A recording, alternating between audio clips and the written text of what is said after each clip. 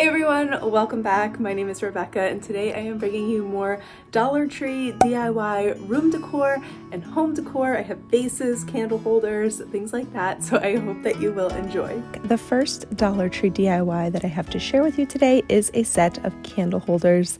I really wanted something with some good size and height to it, so I started by taking 5 of these 7.5-inch vases from Dollar Tree. I took one vase and then glued a second one upside down directly on top of it. You might be better off using something like E6000 to do this, but personally I'm not crazy about how strong the chemicals in that are, so I decided to just give it a try with hot glue, and mine has been working out fine. So I started gluing my nautical rope from the bottom, going around and around all the way up, and using hot glue and nautical rope to also continue going on up and covering the seam where the glasses are glued together. So this is what my nautical rope looks like when it comes in from Amazon. I will just show you guys so you can see like a quick comparison. It is thinner than the Dollar Tree nautical rope. When I reached the top, I added another glass vase on top, and then I continued going on up just a little bit higher with the nautical rope, again, to connect everything and just make it look a little bit more seamless and make everything kind of flow. I also did a second smaller one, placing a glass vase face down and gluing another one right on top, right side up, and then I just wrapped the bottom one with rope. I also absolutely love these battery operated candles. I know I have showed them to you guys before. I just think that the light and flicker is so realistic, and the timer feature is awesome as well. So I will have them linked down below. This is not sponsored, but I do really love these battery operated candles. Of course, you could use real candles if you prefer. The next one could be a little challenging, so just be creative with this. What you are basically doing is taking one of these over-the-door hangers and bending the metal around to try to get it into a circle. So I don't know, be creative. I was able to bend it and curl it around. It was a little bit tough, but I was able to do it. I tried to curl it to where the first and the fourth hooks would meet, and then I just used some wire cutters to trim off one of the ends now where they meet. Hopefully you can see what I'm doing and this is making sense to you. Anyway, I spray painted this all black. I know that the metal is not connected here perfectly, but that's okay. I'm going to take some nautical rope and go around and around the bars, hot gluing it, and this is just going to connect and stabilize the whole piece. And this is just going to provide a base that you can put in your glass candle holder on, or you can insert something for a vase for some flowers or some greenery. Totally up to you. I decided to give it a try using my favorite battery operated candles with a timer. You could also use a Dollar Tree battery operated candle, or just use this for a vase. Have some greenery like some leaves or ferns, or even like I did here, using it as a holder for my little white orchid plant.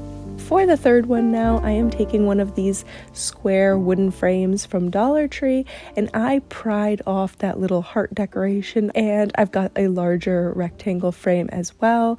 Dollar Tree always has a variety of styles of these, so use the ones that you like. I am starting with the larger one upside down and hot gluing 4 shower curtain rings along the long side of the frame and 3 shower curtain rings down the short side. So I tried to space them out evenly. Dollar Tree sells these shower curtain rings in packs of 12, so you are going to need at least several packs of those. So once the glue had all dried, I added 3 more in between on the long side, and I just overlaid those on top of the other 4. And then I did 2 more shower curtain rings on the short side, and I spaced them out in between and on top of the other 3 rings that we already glued onto the shorter side. Once everything was dry, I sprayed the whole thing with some brown hammered spray paint I already had. I got mine off of Amazon. I will have it linked down below for you. Making the best of painting in the garage. Let me just show you. How crazy is this? So windy. Anyway, I also spray painted the smaller wooden square along with 12 more shower curtain hooks. Once they were dry, I used hot glue to attach 2 shower curtain rings to each side, and then 1 more centered on top and between those 2 on each side. For the center part, I have a glass vase from Dollar Tree, which I decided to use hot glue to attach. Of course, again, you could use something a little bit stronger, like a super glue or an E6000 or something like that if you feel like it would be better. I was actually thinking though, for the center part, for this glass vase, I'm considering going back and painting it with the hammered spray paint as well. I feel like it might look good if it was all the same color, but let me know, what do you think? Should I leave the glass clear or should I paint it to match the tiered stand? What would you do? Next, moving on to number 4. This one is basically just like 1,000 pieces of these wooden blocks from the Dollar Tree. I attached them with wood glue, and I actually found a whole bunch of kits lately that are mixed with the light pieces and the dark pieces, so that was perfect. And what I am actually doing is doing a dark piece of wood in the center with a lighter colored piece of wood on each side. Of course, you could do this set and reverse the pattern and do a light one in the middle with a dark one on each side. Any way you prefer, just using this to kind of create this pattern. Then I just repeated the pattern again and again. I glued them all together with 4 sections like that in order to create a square base for this candle holder. And then I repeated the same pattern with it, going the other direction so that the brown pieces show through on one side in the middle of that layer, and then in the next layer of wooden blocks, the brown pieces show through on the other side. And just keep alternating these until you get your candle holder base to be the height that you want.